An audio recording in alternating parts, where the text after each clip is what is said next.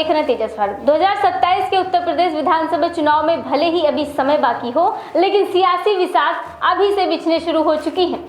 403 विधानसभा सीटों वाले इस सबसे बड़े राजनीतिक रण क्षेत्र में बीजेपी तीसरी बार सत्ता में वापसी का सपना देख रही है, तो वहीं समाजवादी पार्टी पीडीए यानी कि पिछड़ा, दलित और अल्पसंख्यक समीकरण के सहारे सत्ता का रास्ता तलाश कर रही है। और सबसे बड़ी बात तो यह है कि इस बार सिर्फ राजनीतिक दल ही नहीं, बल्कि राष्ट्रीय स्वयंसेवक संघ यानी कि आरएसएस भी पूरी ताकत के साथ मैदान में उतर चुका है। संघ प्रमुख मोहन भागवत का हालिया लखनऊ दौरा कई मायनों में बेहद अहम माना जा रहा है। चर्चा यह है कि मोहन भागवत ने बीजेपी नेताओं से भले सार्वजनिक मुलाकात नहीं की, लेकिन संगठन और कैडर को स्पष्ट संदेश दे दिया है कि अब 2027 मिशन मोड में लड़ना है। संघ का पूरा फोकस जमीनी स्तर पर हिंदुत्व और राष्ट्रवाद की विचारधारा को मजबूत करने पर है।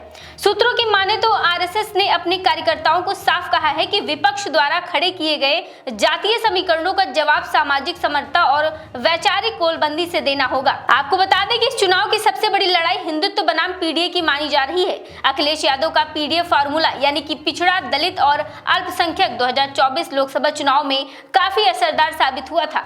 समाजवादी पार्टी ने माई समीकरण से आगे बढ़कर गैर यादव, पिछड़ों और दलित वोटों को साधने के लिए कोशिश की थी। उसी का फायदा भी मिला है। यही वजह है कि अब सपा 2027 में उसी सोशल इंजीनियरिंग मॉडल को और बड़े स्तर पर लागू करने की तैयारी में है।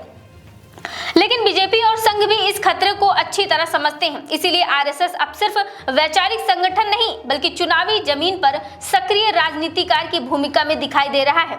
संघ की कोशिश है कि पीडीए की जातीय गोलबंदी को राष्ट्रवाद और हिंदुत्व की बड़ी पहचान के जरिए कमजोर किया जाए। यानी बीजेपी का संदेश साफ होगा, जाति से ऊपर राष्ट्र और धर्म की राजनीति।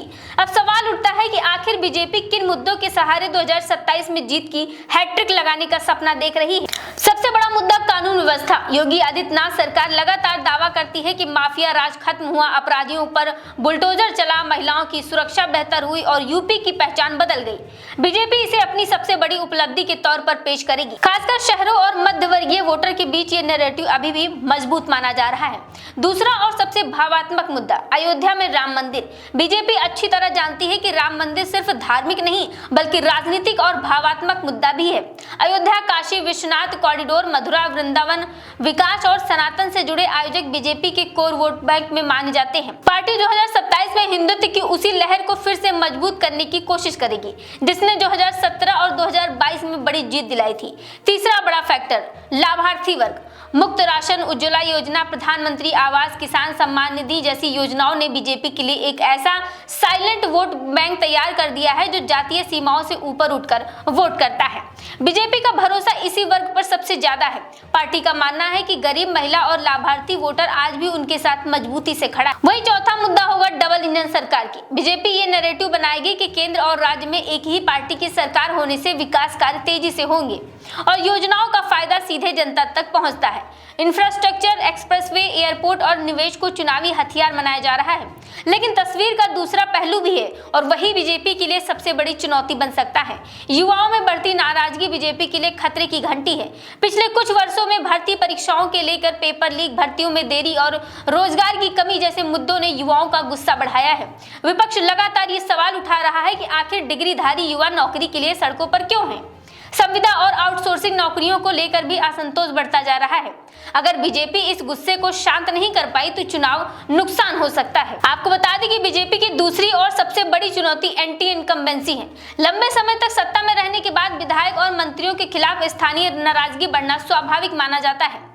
कई जगहों पर कार्यकर्ताओं ने भी असंतोष की खबरें सामने आती हैं। मंत्रिमंडल विस्तार के दौरान जातीय प्रतिनिधित्व को लेकर उठे सवाल भी बीजेपी के लिए चिंता का विषय बने हैं। पार्टी आलाकमान अब डैमेज कंट्रोल में जुटा है ताकि चुनाव से पहले जातीय असंतुलन की धारणा को खत्म किया जा सके। ग्रामीण इलाकों में भी कई मुद्दे बीजेपी की मुश्किल बढ़ा सकते हैं।